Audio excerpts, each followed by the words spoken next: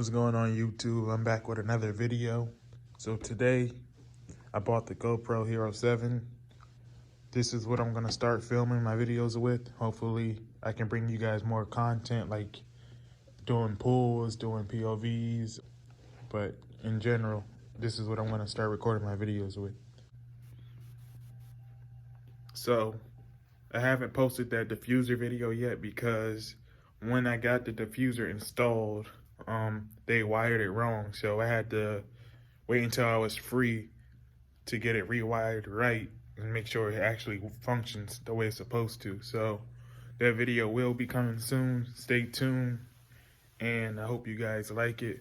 But if you're new to the channel, make sure to hit that subscribe button. Please subscribe. We're trying to get 100 here. We're just trying to, I'm just trying to start somewhere, get them subs up. But yeah, that video will be coming soon. Just stay tuned, and peace.